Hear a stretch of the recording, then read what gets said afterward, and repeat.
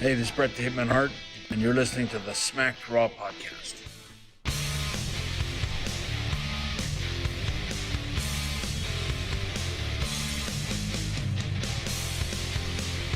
Watch. Okay, well, has this always been a thing? Where have I been?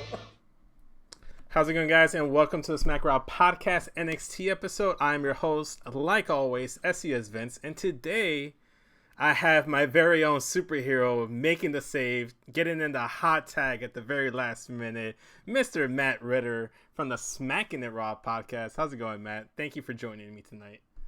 Absolutely, Vince. You know, thing is, I am now the unofficial fourth member of the Smacked Raw podcast NXT show. And I'm always here when RN and Jay just can't pull their weight and show up for whatever reason. Like, I love those guys. Jay's such a nice dude. He's always giving me love, so I'll give him love. RN, you know, has his issues with saying things like thick boy and all that. Maybe that's why he didn't want to come on tonight. Right. He knew he'd have to, so he tried to avoid it. But no, man, I'm happy to be here. I'm glad I could help out, and I'm looking to talk some shit tonight. Right. Before we get into the show tonight, we'd like to remind you guys that we are the exclusive wrestling recap podcast for WrestlingNewsWorld.com. Go ahead and give them a check out, check them out, or at least bookmark them on your web browser. You know, even if you go incognito mode, if you don't want people to know that you're checking out Wrestling News World, that's fine. Incognito mode works just as fine. Also, check us out on youtube.com/SmackRaw Podcast. Subscribe to our YouTube, like our top 10 videos. We're doing top 10 videos now. That's kind of my thing. So go ahead and check it out if you'd like to see more of this beautiful, suave face over here. Maybe I'll bring in Matt for one of these top 10 videos one of these days. Yeah. Also, we're available wherever audio podcasts can be consumed. So go ahead and give us a download over there and give us a listen if you prefer listening to us over there. But we came here to talk NXT. Matt, this was a very interesting show for you to hop on. Wouldn't you agree? Dude, I am so happy I had to come on. Listen, from Friday to today, what WWE has done with their shows has been, in my opinion, fantastic. Like, they have impressed me repeatedly, despite, you know, some of the negativity and backlash that the IWC has for anything and everything WWE's done. But tonight, especially in the way, you know, this show started and ended, fantastic. Loved it. For sure. Okay. So, I mean, the one thing that I do like about NXT so far is that I don't think there was a single match tonight that felt like a squash match or like a bathroom break match. There's one where you can kind of argue there was no consequences there, but we'll get to that one. Overall, I thought the pace was good. All the matches had meaning, and there was like some setup for something. And we started things off with the match that I thought was going to go ahead and main event the show. It was the number one contenders match between Rhea Ripley and Dakota Kai. What do you think of Rhea's new Android 18 look? Are you feeling it? See, I said that it was a Super Saiyan 2 look. Like, she's got the bleach blonde hair. I don't know if you've noticed this, but Gohan, when he goes Super Saiyan 2, Vegeta as Majin Vegeta, it's less of a golden hair. It's almost more of a lighter white. Yeah. When they go Super Saiyan 2. So, because I thought she kind of did that Saiyan look for WrestleMania with the blue and the white when she came out.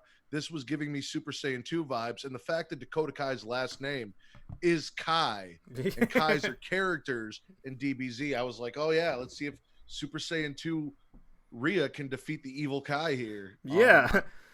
I saw the tweet. You used the hashtag SmackedNXT. It's kind of died down a little bit, but if you guys want to shout out on the show or want your opinion mentioned right here on the show, go ahead and use hashtag SmackedNXT and we'll shout you out here. It's usually just Matt, me, and RN that use the hashtag, but please, we encourage you to go ahead and contribute more to the show. It's just Matt. It's mostly Matt. We appreciate him trying to keep it alive. But no, I was trying. Like, you guys were like, hey, let's do this, and I'm like, hell yeah. And then I look around and I'm like, man, you guys aren't even doing this. Come on, like, you got to do it. I know. You got to do it.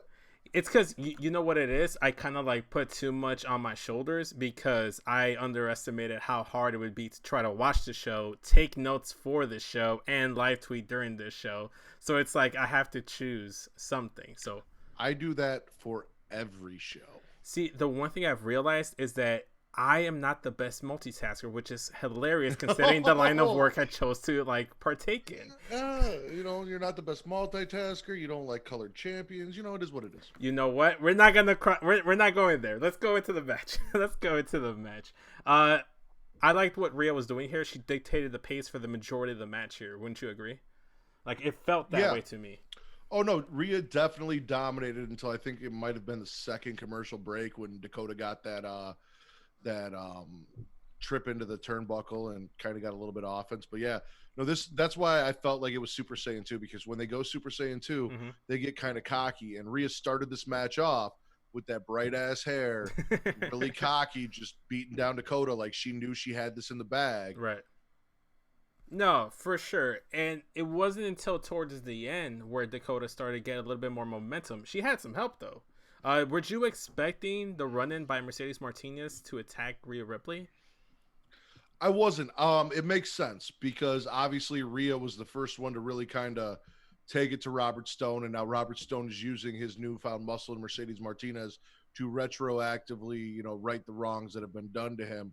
But I didn't think that the Shotzi Mercedes business was fully done yet. So seeing Mercedes come out here, I was not expecting. I was expecting Raquel.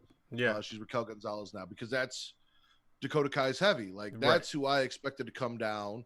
Plus, I know that Raquel and Rhea have a relationship, so that would have been an interesting dynamic and feud to kind of build for them, and something to do with Raquel where it's someone her size. We've seen her beat up all these smaller women, so yeah, that's where I thought it was going. But I wasn't mad.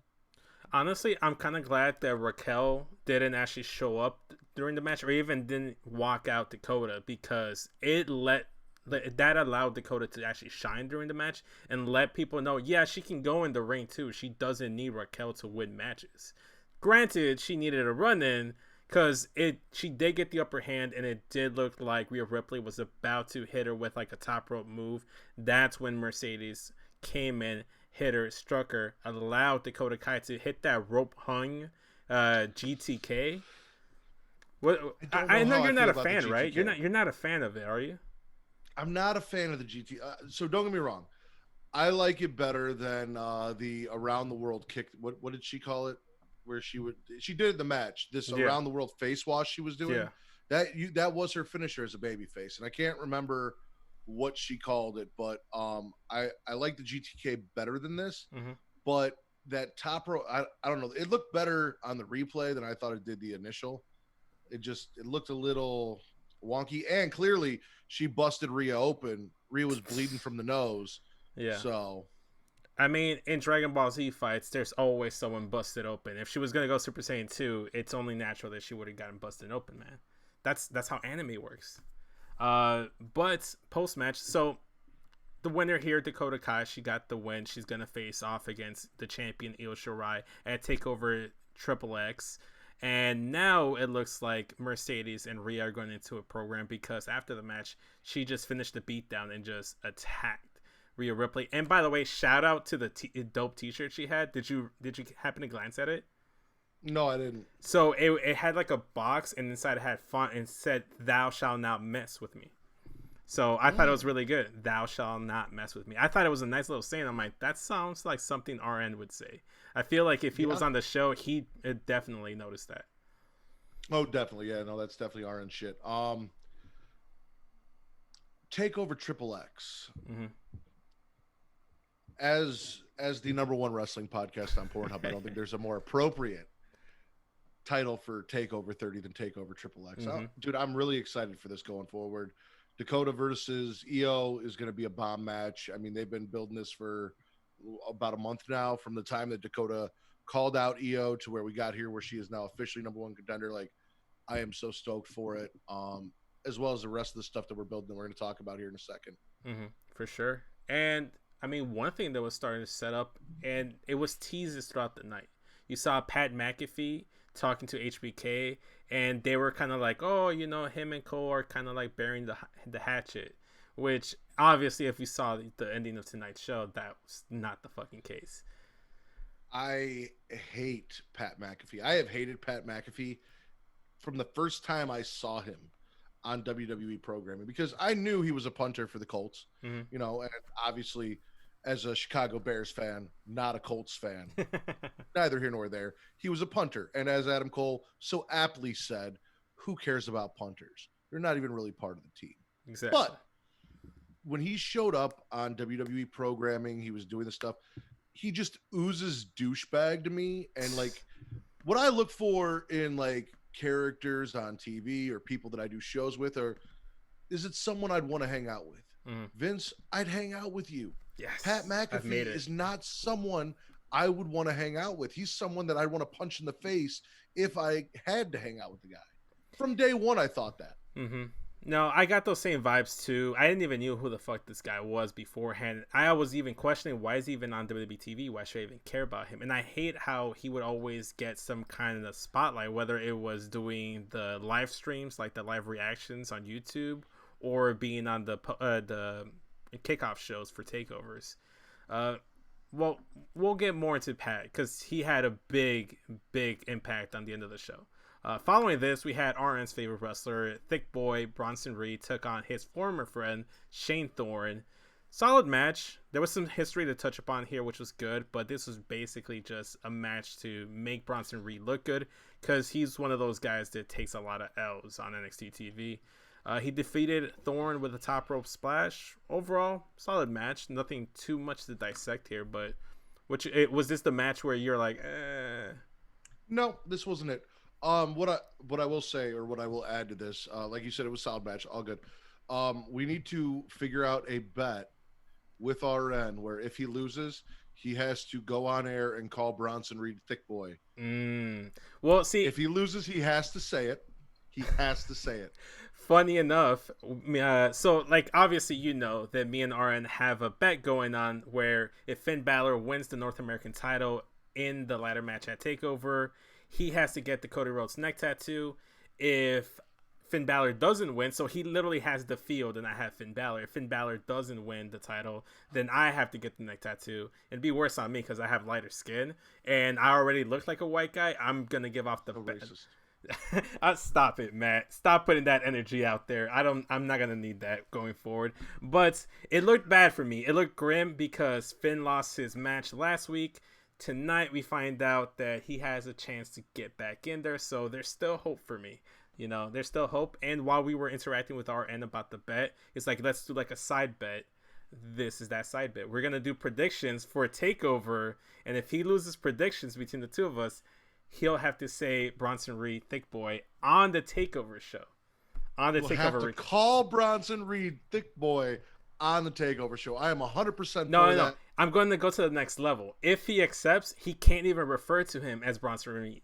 Whenever we talk about the ladder match, he has to say Thick Boy throughout the entirety of that coverage. I feel like that's warranted. No, that's perfect. I think that is perfect. That is perfect. Also, Shane Thorne, former member of TM61 and TM62, the fuck? Like, he was on the main roster. Mm-hmm. Now he's back on NXT. According to the rumors, if there are to be believed, he was one of those Paul Heyman guys. So the minute Paul Heyman was gone, so was he. So that's what happened there, is that he was a Paul Heyman dropped. Guy. Yeah, it just got dropped. That's WWE for you, man. That's WWE for you. Honestly, I would have thought they were gonna drop this whole Breezango Legado del Fantasma underlying feud that they had going on, but they went right into it. We saw Breezango arriving to the arena, getting jumped by Legado del Fantasma, got freaking murdered. Poor Fandango. He got abducted too at one point. I always like mix up their names whenever, because it's Breezango, Tyler Breeze, Fandango. It's like it all just like wraps together. But Tyler Breeze was trying to help out his friend. They got attacked, just like, you know, you would picture them to be, because they kind of like give off like a mafia vibe. That feels like a mafia attack almost. And now they're actually doing these attacks without the masks on. So now we know who they are.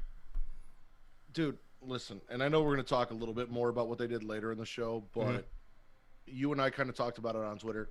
I'm so happy they're doing these guys right, because it's so easy to kind of start the momentum for this and then do the typical WWE thing and bail on it, especially with, you know, the leader being the Cruiserweight champion, the NXT Cruiserweight champion, or Cruiserweight. Yeah. which they don't really, after Enzo Amore, they really haven't given much credence to. They don't really showcase that anymore. So putting this guy in front of a stable and really just kind of utilizing them the way they've been utilizing them, and not like not burying. I hate that term, but you know what I'm saying? Like, kind of like not capitalizing on the momentum they previously built. They didn't take their foot off the gas pedal like they normally There you go. Like they did with Andrade, Austin Theory, and Angel Garza. They were hot one Raw. If Austin Theory had been a decent human being, that wouldn't have been an issue. But no. Well, besides that, because that is like a major issue, but we'd sit here all day talking about that, and I don't want to give him any kind of publicity. But even before then, the gas was being like let go a little bit by WWE creative team, by that faction. So it's nice to see that NXT is actually capitalizing on these guys, because I feel like Santos Escobar could be a big time player, because he has like that look like a Garza and an Andrade, except he can actually talk on the mic. He has one thing that Garza and Andrade don't, is that he can speak fluent English and Spanish, and he feels menacing, and he's believable, and he has a solid faction from day one. Honestly, I wouldn't be surprised if that guy ends up in the NXT title picture around this time next year. Oh yeah, 100%. I definitely see him, and we've seen, as you said, Andrade become NXT champion kind of out of nowhere against Drew. No, this guy definitely has all of the tools to be in that same spot. I could see Phantasma versus Lee, or Gargano or Ciampa, really any of the top guys, maybe even Cross, depending on where Cross is this time next year. Right. So yeah. I mean, they're fast tracking Cross, man. I wouldn't be surprised if he's on main roster this time next year. But let's move on to where Santos Escobar could be transitioning down the line, the North American title picture, which, the championship is vacant at the moment. We had another triple threat match, the third one we've had so far. We had Damian Priest taking on Oney Lorcan and the debuting Rich Holland, who I gotta say, I was very impressed with Rich. I had no idea who he was. I don't think this was his debut. I feel like I've seen that weird British club and hat before. I don't think this was his first match. It was his first match on NXT. He wrestles on NXT UK though. Okay. So that's that. I feel like that's where you might have seen it. You might have seen some clippets here and there. NXT UK was like my break from reality, whereas I'd watch all the stuff and I'd sit down and I'd take notes and everything. Like NXT UK was the one that I didn't take notes on, where I could just kind of sit down and enjoy it, and not have to like really focus. So I feel terrible about this, but I've never watched a single episode of NXT UK, man. I have not. Too much wrestling, man. I don't have enough time for that. Like at a certain point, you just get gassed out with so much wrestling, especially doing this every week. You guys do one podcast on the weekend.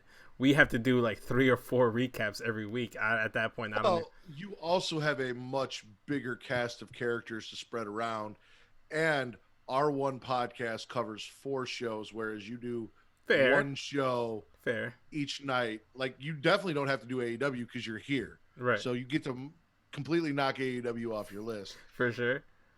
Kyle and Jay Thunder just did Raw, so there was no Vince on Raw. Maybe Vince will be on SmackDown. I'll find out Friday when I go check out the Twitch stream and see if Vince is on there. But he might not be. Right. We'll find out. So don't give me that. You're not doing 4 shows a week. No, but one right now. There's some workload, man. There's some workload there. But no. In all honesty, like, I would love to sit down and watch an episode of NXT UK, but I feel like it'd be like diving into Star Wars without actually watching the franchise. It's like a mission, I feel like, to go into it. But if they sprinkle in some UK guys here and there, I love the talent. Grizzled Young Vets, Pete Dunne, Tyler Bates, and now Rich Holland. I thought this was a very hard-hitting, aggressive match.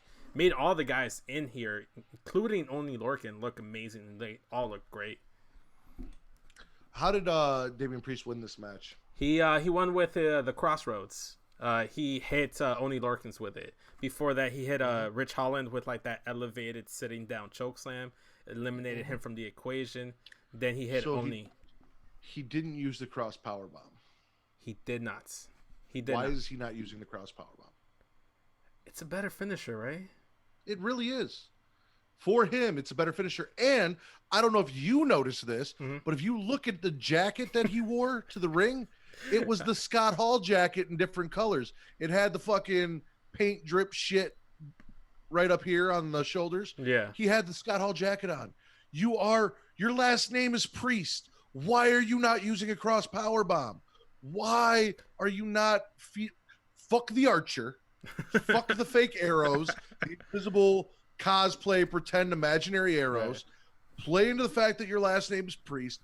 Do the cross power bomb. Hell, even if you want to be a cocky heel, you can bless somebody and do the kind of like the Devon thing that like bomb. How Devon used to do. Yes, exactly. Before you hit the cross power bomb, Priest, I can make you a star. Come to me. I will make you a star. But regardless of that, I think in ring wise, he holds his own with some of the best NXT has to offer. The match overall, like I said, I thought it was really good. Did you enjoy it, or was that? No.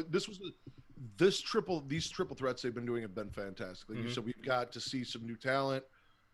Every single one has been good. I have not seen a bad triple threat match for this tournament yet. You know, last week's was great. The week before that was fantastic. Again, another really good one. So I'm all for it. I'm sad about Dexter. Yes. So I mean, we can go ahead and talk about this now, and then we'll circle back down to Grimes versus Lee. But unfortunately, Dexter Lumis is out of the ladder match because he suffered an ankle injury. I don't know if this is legit or if it's an excuse to get him that big win and then not have him lose in that ladder match. What do you think, Matt? Do you think this is legit, or do you feel like it was a work? I've got to feel like either it's legit or they had second thoughts about not putting Finn Balor in that match. That's really all I can think is they had a plan where they were going to go forward. If it's not legit, if he's not legit hurt, they had a plan where they were going to go forward with all these new talents, these guys who have never won titles, these guys who are kind of in the upper or in the mid card, because I wouldn't say my boy Thick Boy Bronson Reed was upper mid card, but he's there now. You know, Priest is, Lumis was kind of hovering around that area.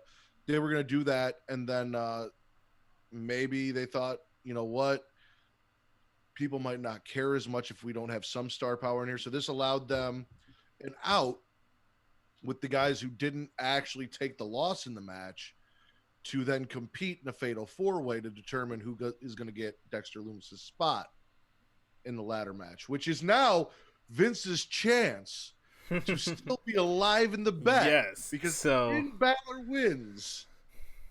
And here's the thing. So that leads up to the second part of Regal's announcement, is that in 2 weeks' time there will be 2 singles matches where the respective men from their triple threat matches that didn't get pinned. So there should be a total of 4, because next week we're going to have another triple threat match. So 2 singles matches. Those 2 guys go ahead and get the last 2 spots in the ladder match. And you would assume that Gargano and Finn are going to be on opposite matches and they both get in there, right? That's almost like a lock at this point. Because the other guy is going to be Rich Holland, and unfortunately I don't think he's going to be in there. Especially if he goes up against Finn, he's going to be sacrificed to Finn there. Do we know what the triple threat is next week? We know some of it. We'll get to it before we close off the show. Let's circle back down to the NXT champion Keith Lee. He took on Cameron Grimes, man. Grimes is very underrated. I just want to start off before we even talk about the match. I want to say he's very underrated, and he sold the shit out of Keith Lee's offense while still getting some licks in. I feel like a lot of people don't really give this guy the praise he should be getting.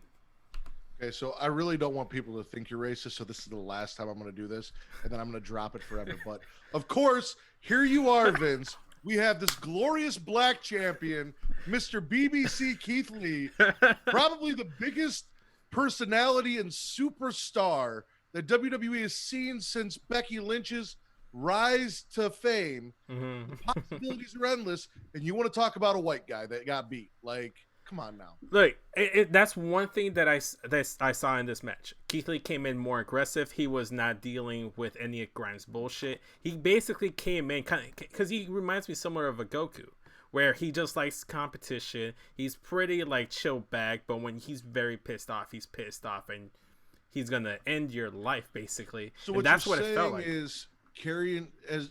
I think you guys did. I know we did. We related the Karrion Kross, and a lot of people did. Karrion Kross, Dijakovic, or as he was saying, Dijak match to Rocky IV. But really, it was more like Frieza killing Krillin in front of Goku. Is that what you're trying to say? I think that's exactly what it is. We're getting Super Saiyan Lee against Frieza Cross, and unfortunately, Dijakovic is the Krillin of NXT, is what we're saying right now. Is this Cross's final form?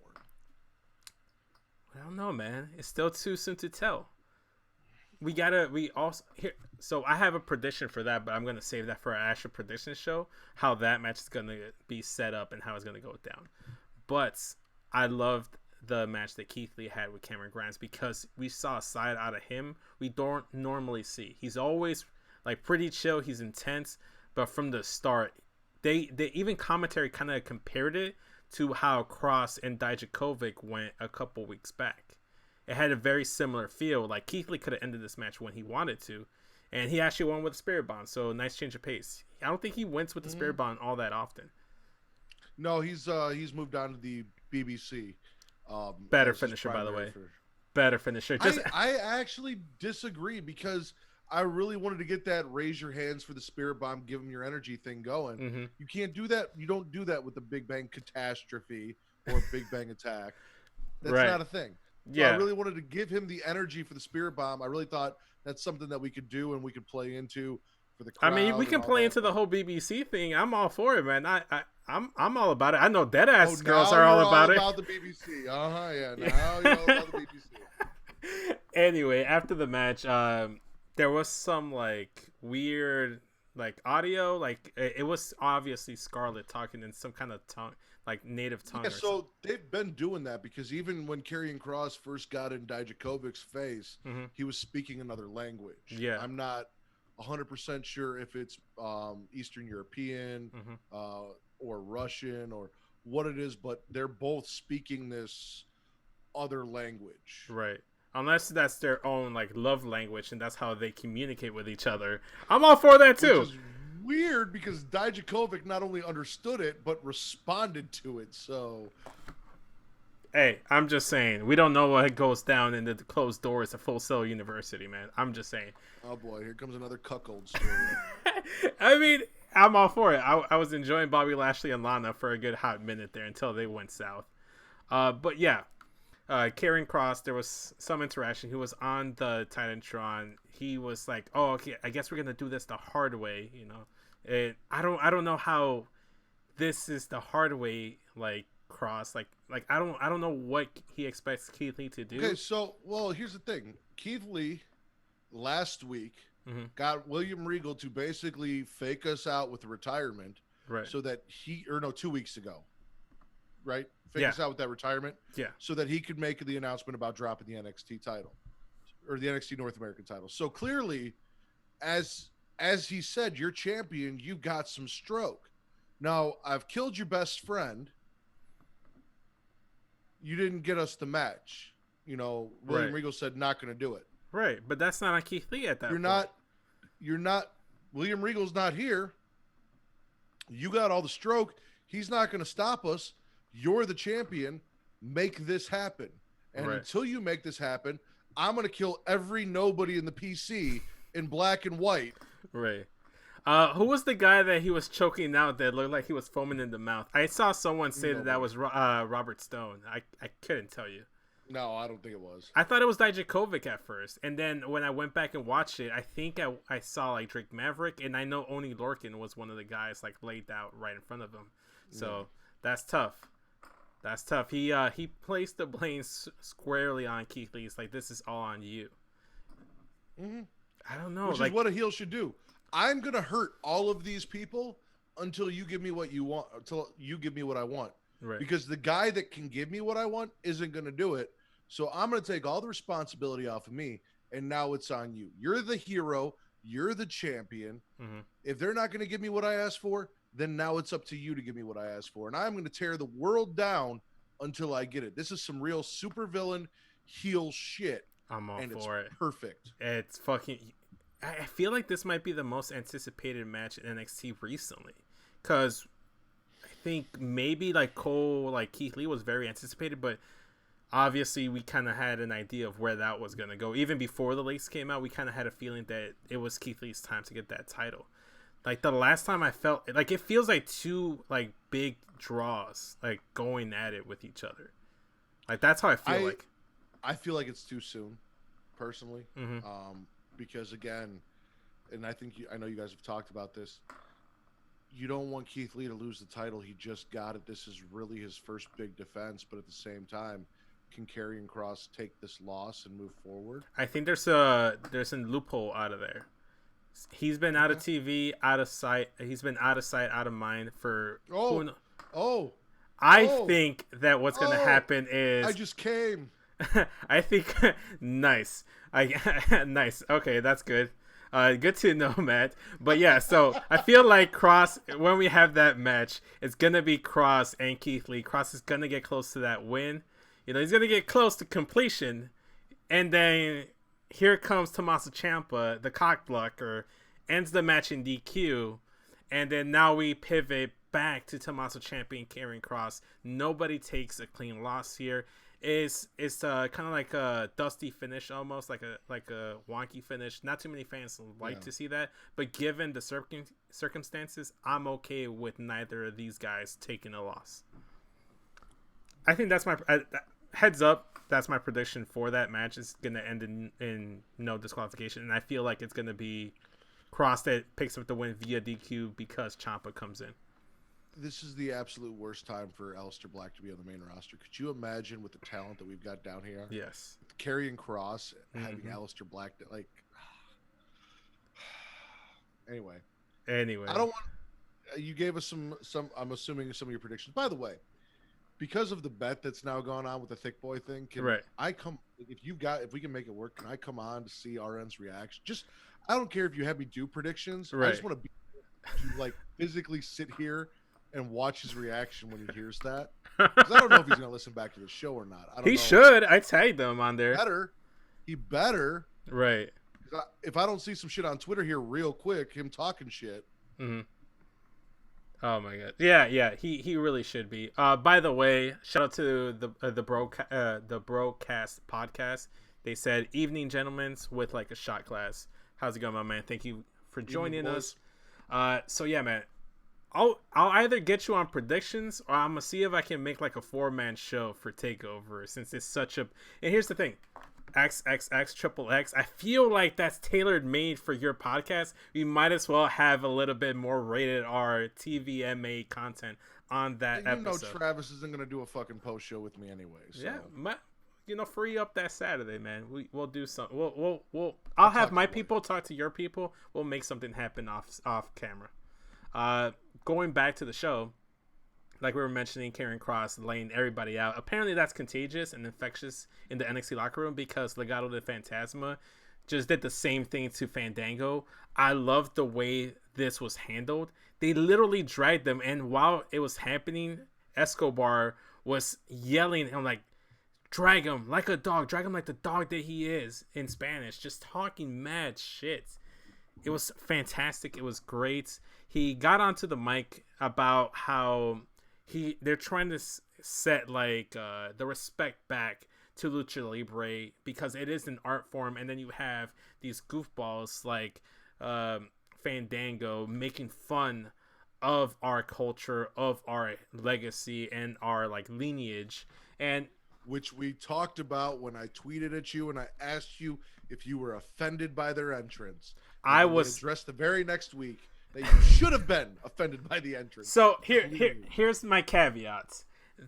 What I said from the beginning is that they were supposed to antagonize and offend and disrespect the heels, which they accomplished. Was it offensive towards my Mexican culture? No, I don't think it was. They didn't cross the line. I like to believe that Breezango are great guys and wouldn't cross that line. I don't My think favorite they part did. about this is you guys use the Uno and Dos Edge and Christian Right. comparison as if that wasn't offensive when it happened. It to be fair, I missed that. I did not. I was not watching that whole thing, so I'm just going Oh, you were based like off like 5. clips. Yeah, so probably, man. That probably would have happened in like what 98 or something like that. Los Conquistadors. Los Yeah. Conquistadors. Yeah, it would have been like late 90s, early 2000s. I would have completely missed all of that. But I didn't miss this beatdown. I thought it was really good. It was handled well. And like you said, they're making this faction look legit, menacing, and a legit threat in the NXT locker room. Not just within the tag team division or the cruiserweights, but I feel like this is a message and a threat to the entire locker room. Tyler Breeze, god damn it. I can't wait to stop talking about them because I keep butchering their fucking names. But Tyler Breeze came out, tried to make the save to no avail. He gets bitten down, and Escobar gets on the mic and he threatens Swerve. Keep my name out of your mouth, basically. And that's all he needed to say. He basically was like, look, don't have my name in your mouth, or else this is what's gonna happen to you. You see what's happening right here? Keep a good eye on that, Swerve, because this is gonna be you if you keep talking about me. I think it's having a good week. Yeah. Swerve ain't having a good week. He got that ass whooped on Raw Underground. Now he's got the Legacy of Phantasma, or as I would prefer, the Legion of Phantasma or League of Phantasma. Coming after that ass. Hey, you know what? Also, too, he lost money. He bet on Raw Underground and he lost money. So it's gonna be a bad week for Swerve. Hopefully, this guy just like doesn't mention Santo Escobar anytime soon. But it looks like they are going with that direction for that match. Are you surprised that they kind of like dropped Drake Maverick versus Escobar so soon? Are you sure they dropped it? Because we haven't seen Drake Maverick except for that one little beatdown scene from earlier in the show. We couldn't see Drake Maverick because Drake Maverick got his ass beat by Cross, so he couldn't come out here and do anything. True. But it's been weeks even before then. It's been weeks. I feel like he got taken out that second time in the 6-man tag, and we haven't seen him since. You would have imagined that it had like a good heat behind that feud. They would eventually build up to a Cruiserweight title match at TakeOver. Now it looks like it's going to be Swerve versus Escobar. It feels like they pivoted. Oh, probably. Unfortunately, all of the clout that built up in Drake Maverick is kind of probably, in WWE's opinion, run its course now. They gave the guy his job back. They had the fun little redemption story. Mm-hmm. And now Drake is going to have to crawl back into the little hole that he was in before all of this support came, because the support didn't stick around for Drake. It did not, unfortunately. But we'll see. We'll see. Maybe there's more to come for Drake Maverick. Maybe he creeps his way back into the Cruiserweight title picture. Just like Bronson Reed creeped up to Damian Priest outside while he was being interviewed. What you make of this whole interaction? I don't know I don't know where Damian Priest is, if he's a babyface or a heel, because some promos he cuts, he seems like he's heading babyface. You know, he has been a heel. Here, Bronson Reed just, I don't want to interrupt, just looking forward to seeing, you in that match. And then Damian Priest goes out of his way to be like, listen, you're not that big to me. Right. You're not that tough. You're not on my level. Your win was a fluke. Like, now he's kind of pivoting. So he's a tweener. And I don't know if I'm supposed to be rooting for Priest or not. Mm-hmm. Because he keeps going back and forth. I mean, I think he's a very cool guy, so I'm gonna support him. I'm gonna root for him no matter what. If I didn't, using the cross power bomb. Yeah, I think he does it though. I feel like I've seen him do that kind of like a buckle bomb. As a finish, it should be the finish. How long did it take Shawn Michaels to use the super kick as a finisher? He was using the goddamn what was it? What was he using as a finisher before that? Like a scoop slam thingy? I don't even remember what. The Rockers. No. When he first became a singles guy, he was using the super kick as a setup to his finisher. It was like that inverted, like it's kind of like when you like slam your opponent onto your knee. I forget what it was called. I forget what it's called. You know what I'm talking about, right? That move where you lift your opponent up and then you slam them on your knee, and then they just like, my back, you know. Yeah. I don't know what the fuck it's called, but anyway, my point is that it takes a minute to find your finisher. It's basically a low blow. basically, for the most part. Pat McAfee was taking a lot of low blows on the Undisputed Era, specifically Adam Cole. And this was more harsh considering the Undisputed Era basically welcomed him, and he was their guest on commentary while they were in the tag match and during this Tegan Indy Hartwell match. Are we doing match. the tag match right now? No, we're gonna go. Well, Tegan Knox Indy Hartwell happened. Solid match. Tegan got the win. Defeated Indy Hartwell. That was the match that we were talking about earlier that I felt like didn't have a setup. That was kind of a squash match. Mm-hmm. Indy had a little bit of offense, but that was basically Tegan just running through Indy, who had a win over Shotzi. Right. Get her back on track. That was the match that I was talking about. Oh, okay. I was wondering which one it was. But yeah, not too much happened here. I feel like they were just trying to squeeze it in. Just to squeeze it in. It was a match to go ahead and get Tegan on the show. And I like Indy Hartwell. Like, I think she's very good. I think she has potential. I don't think she's far from being like a women's title contender, but I wouldn't be surprised if a year from now she starts skyrocketing up those charts in that division. She's gonna need some promo work, because from what I heard, the shit she was talking in ring or just off mic shit talk was not there. Yeah, and that's why she's. You know who I am? I beat Shotzi Blackheart. Like, okay, that wasn't such a big win, to be honest. Like, it's Shotzi. She takes L's, but it's okay. We still love Shotzi because she rolls up in the tank. She's my favorite. My favorite NXT women's wrestler, Shotzi motherfucking Blackheart. Yeah, I can't wait to see her in the title picture. But we'd also love to see you guys go ahead and cop a really solid title. And if you ever need to go and check someone out, look at that Smoking Skull belt over there. But you also should check out Belts by Dan. Belts by Dan is a custom championship belt manufacturing, repair, restoration, and resale company started by the owner of BeltTalk.com. Belts by Dan offers fully custom championship title belts, identical to the quality of those used on television by major boxing, MMA, pro wrestling companies. They also offer accessories of already owners of existing belts, as well as resale of already completed belts targeted at high-end collectors. So if you want to be like my man right here, Matt Ritter, have his custom tag team title, his Smoking Skull title. So if something were to happen to those title belts, Matt, you know where to go, right? You'd hit up Belts by Dan. Oh yeah, right? no. If I need repair or replacement, I'm going to Belts by Dan. Oh, for sure. And when you guys do, let them know that Smack Raw Podcast sent you. So now, main event, tag team match.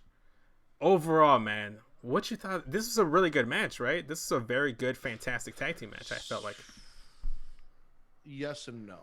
Okay. The focus wasn't really on the in-ring work. Mm-hmm. Clearly, from the Tegan Knox Indy Hartwell match with Pat McAfee showing up on commentary at that point, through this, I was distracted from what was going on in ring by what was going on between Pat McAfee and the commentators. So while I did notice there was some great in-ring work, what was going on commentary felt more important than what I was seeing. That was the story that was being like highlighted throughout the entire segment. But I would more or less, I'm just giving like a shout out and giving the flowers to Imperium and Undisputed Era for go ahead and putting on a solid tag match, regardless if the focus wasn't on them. Right, but that's what I'm saying is for me, I didn't really see, I didn't notice how great the match was because I was so focused on paying attention to what the commentators were doing and saying, with Beth Phoenix leaving commentary because of the things that Pat McAfee was saying. Quote unquote leaving. She got up and left. We went over there. I didn't see her. Did you see her? Nope. We went, no, so she left. She got up, she left, she was gone. Took off. Said, I didn't see "Fuck this." Morrow either, but he was talking throughout the entire thing. Breaking kayfabe here. Morrow, no, see, what you don't understand is Morrow was there, all right? But Morrow has his own, kind of like over on that other show that we don't talk about, where the chick with the broken legs, the role model, has that cage around her. Yeah, Morrow has his own commentary booth and a cage around him to keep him safe because he is precious. We don't need him getting COVID. He is isolated, but he's still there. Oh, okay. So it like Michael Cole's coal mine when he was the heel guy. Yeah. Yes. That's where it was. That's what you're referencing.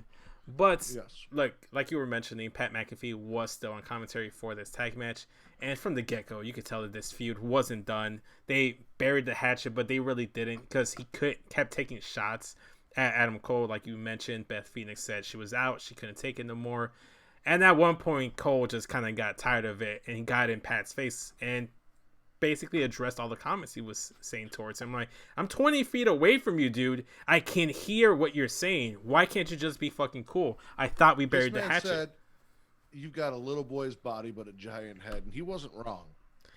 I mean, he's not wrong, but you don't have to say it, Matt. you have to have some kind of level of decency and professionalism to not say what we're all thinking. Oh, 100%. Like I said, I fucking hate Pat McAfee. Like, yeah.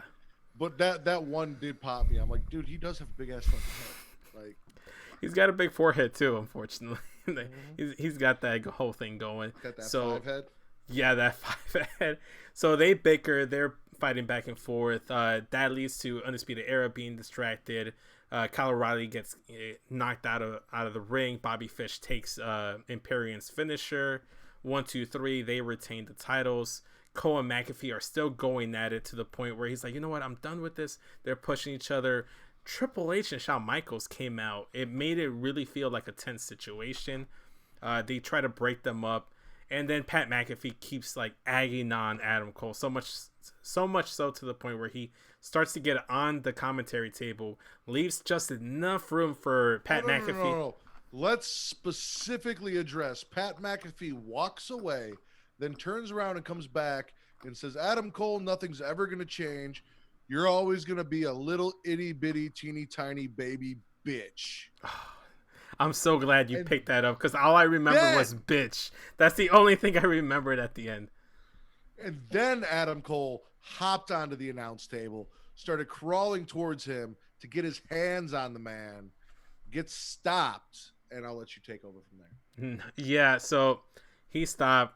Pat McAfee hits Adam Cole with a Randy Orton-esque punt kick, knocked Adam Cole completely out, which I gotta say, I feel like you made your former NXT champion look pretty bad by having this non-WWE, non-wrestler come in and just take him out so easily.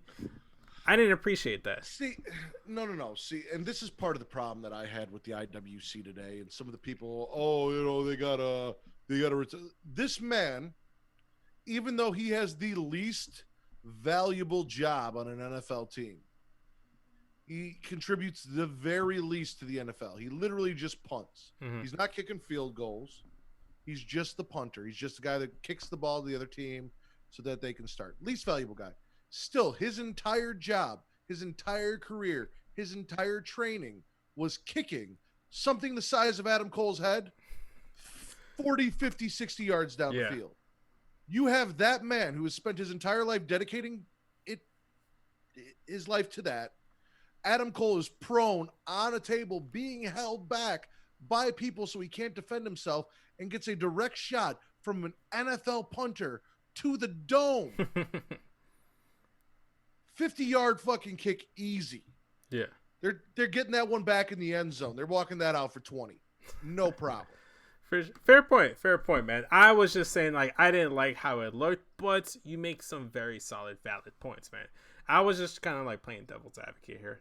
But overall, see, no, because that pissed me off because I saw did it? It sounds like it pissed you off, man. You went hard on that take right now.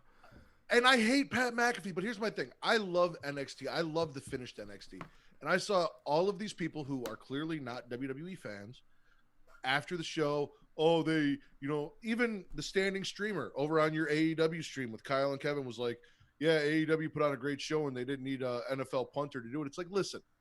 Great storytelling is great storytelling. Do not discount what they've done, because this has been building for over a year with the Undisputed Era, Pat McAfee shenanigans on the watch-alongs for pay-per-views that they've been building this, and then the stuff on a show. And this is all kind of slowly just been churning, and now we're getting it to come to a head. Right. Do not discount that. And do not discount we don't know if Pat McAfee has been secretly training to wrestle, and if we're going to get an Adam Cole Pat McAfee match. I think we are. I think that's the setup. I know Pat McAfee loves professional wrestling. Obviously, as big of a douchebag as the guy is, He is here for takeovers. He was here for the Survivor Series stuff, which he brought up on commentary. He is around the product. He loves the product. He enjoys the product. So if he's been training and he goes and he puts on a match with Adam Cole, and this is how we're getting to it, and he shows even half the fucking talent that we saw from like a Stephen Amell, I'm all for it. Hey, and here's the thing, guys. Remember, once upon a time, John Cena got his ass whooped by Kevin Federline. He got laid out by Kevin Federline. This is at least more believable. At least Pat McAfee has more size than Adam Cole, and like you said, he's an experienced punter, so he should knock him clean the fuck out with a kick. Yeah, exactly. Adam Cole may be the quote unquote top guy in NXT, and I'd say that's debatable. I would make some arguments for that, but he's not a champion right now. This isn't Pat McAfee going for the NXT title or the North American title or anything like that. He is feuding with Adam Cole, who is fresh off a loss to Keith Lee. He is an established name in sports, which is something WWE likes to bring in. They told a great story. Why can we not just enjoy? I don't know why I said enjoy so weird, but why can't we just enjoy? I'm going to do it again. Enjoy the fucking entertainment aspect. You're still thinking about that Tommaso Ciampa run in that Cross Keith Lee match, aren't you? You're still I am. I'm sorry, man. I planted that in your head. But before we wrap off the show, I do want to go ahead and pay attention to the chat. One Love chimed in. He asks, why do you think NXT is better than AEW? That's my personal preference, but if you're referring to why we dubbed that for the live stream title, is because our AEW comrades, they went ahead and did the same thing before us. They said AEW is better than NXT, so we're just kind of like returning the favor. And to be fair, we have not watched AEW yet, but before they did it, they didn't watch NXT yet either. Exactly. So it's more or less just like friends, just poking fun at friends and just having a good time, man. It's nothing too serious. If you enjoy AEW, that's fine. But also my personal preference. I love that, man. Hey, I don't know if you checked that out on the SmackDown recap. I pulled the mat and I busted out my SmackDown commemorative cup because I was on SmackDown. So I did. I watched you and TC. Yeah. I appreciate the support, man. I appreciate the support. So Kyle ignores me more in the Twitch chat than he does in the other chats. So he does, man, because I feel like maybe you was saying some stuff he doesn't want to repeat on air. Maybe that's what it is. So overall, I like where this whole Pat McAfee Adam Cole stuff, because it's a legit feud. There's some storyline there. There was something built up there from the beginning. A whole year's time built up. There's backstory there. It's not like a last minute thing that main roster does. This was set up, and we knew they had some history together. Now we knew that whole interview was not a shoot. It was a work, and I'm all for it. I think this is good, and it gives Adam Cole something to do while he's not in the title picture, right? And this is gonna be a high profile match, regardless. I think this is good for Adam Cole. Before we sign off, let's talk about the matches for next week. And do a little bit of predictions, Matt, because you seem to be pretty on the money when it comes to the NXT predictions. Just one time. I am going to hold it against you every single time until you get all of them wrong. And I'm remember when you were good at this, Matt? So first off, like we mentioned, we have the final triple threat match between Kushida, Cameron Grimes, and the mystery third competitor. Obviously, whoever this mystery third guy is going to go ahead and probably get the win, or else they want to keep him a secret, right? That is a good theory. I'm actually looking at the field right now. It's really hard to say because obviously Bronson Reed, babyface, Damian Priest, tweener. We had Dexter Lumis, who teabags and body bags, baby. Hashtag teabags and body bags. Babyface. He's out. We don't know who's going to replace him. So I always like to look at these as how many baby faces and how many heels do we have, because they're going to try and divide it evenly. But right now we have one clear-cut baby face and one tweener. So normally I'd be like, it's definitely either going to be Kushida if we were, heel heavy right now, right, or Cameron Grimes. I feel like it has to be a big-time babyface because you have Bronson Reed, who's the other babyface. You're going to have two heels because I feel like in 2 weeks' time, both Johnny Gargano and Finn Balor are going to make it into that match, so they're going to be the heels there. And Damian Priest is that tweener, since there's 5 people in that match, so it has to be a big baby face. If my prediction doesn't come to pass, this is probably Tommaso Ciampa right here.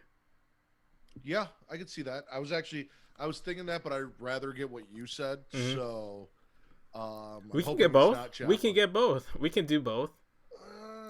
Maybe. That way, when you circle back down to Ciampa Cross, you can go ahead and have it for the North American title and do a slow build to the NXT title for Cross a year from now. So, Yeah, that's a good point. I think the mystery competitor, whoever it's going to be, is going to win that match. Unless it's Kushida last minute. Because, keep in mind, too, whoever doesn't get pinned here is going to go on to a singles match the following week and still have a second chance. So, just because Kushida doesn't win here or the mystery guy doesn't win here, they could go ahead and still make it into that ladder match in 2 weeks' time. Okay, I'm with you. Mystery opponent. Speaking of Damian Priest and Bronson Reed, they're going to be taking on each other next week, which was set up in that backstage parking lot altercation. Damian Priest here, I feel like. I'm going Reed. Okay, good. I'm glad we're not agreeing on things. Thick boy season, baby. And Yeah. Reed has been on a roll. Mm-hmm. And I think Reed benefits more from getting a win here than Priest does. Oh, you're 100% correct. And the last match, which again was set up tonight, was Karrion Kross versus Oney Lorcan. I feel like Oney Lorcan's going to get a lot of licks in here on Karrion Kross, but he's going to get his ass whooped. He's going to be destroyed and demolished by Kross. Yeah, no. That's Cross all day, every day. Exactly, for sure. But yeah, guys, that's this show. Before we wrap up, Matt, do you want to plug your stuff and let everyone know where they can find you other than Pornhub? Absolutely, because I've really got to pee all of a sudden. You guys can find us. Find me on Twitter at Matt Ridder. That is at MATTRIDDER. And there you will find links for our link trees. Linktree/Smacking It Raw will get you the audio, and Linktree/Creation World will get you the video, the Patreon, and the merch sales. So you guys can go pick up a Smacking It Raw t-shirt. You guys can go subscribe to the Patreon. And of course, find us on YouTube and Pornhub, because we are the #1 wrestling podcast on Pornhub. We are the podcast that your significant other doesn't want you listening to or coming on. And that's a little inside joke that I'll tell you here in a minute, Vince. For sure. I appreciate that. Please go check us out and subscribe to our YouTube. That's what we're really trying to push. Is we get more views on Pornhub than we do YouTube. We know we've got the listener base. So if you guys are listening audio-wise, if you guys are a fan of what I do or what we do over there, even if you're not going to watch the video, please just go click the like and subscribe button over on YouTube and let us know you're over there. Help us out. For sure. And I'll go one step further and say, if for whatever reason you want a recap of the entire week and love what we do here on the Smack Raw podcast, you can't go any wrong than Matt Ridder's Smacking It Raw podcast, because they sit you down for an hour or so, an hour and a half, depending on if they have Kyle on the show. It could go 3 hours if he's on the show. But they recap Monday Night Raw, NXT, AEW, and SmackDown. Sometimes if there's a pay-per-view, they might sprinkle in some stuff there. They talk about news and rumors, which is something we don't usually do here. So I encourage you to check that out if you're in a crunch and in a pinch in terms of your time consumption on the week. Also, if you're a D&D fan, there is a video up on YouTube right now for the Creation World page. Again, you guys can find that at Linktree/Creation World, where we learn how to play D&D. And there will be a D&D podcast featuring all of the Creation World hosts, me, Travis, John, and Mara. Travis is the dungeon master as we go through and make sexual innuendos and really just kind of fuck up D&D. It's going to be really entertaining, so go check that out.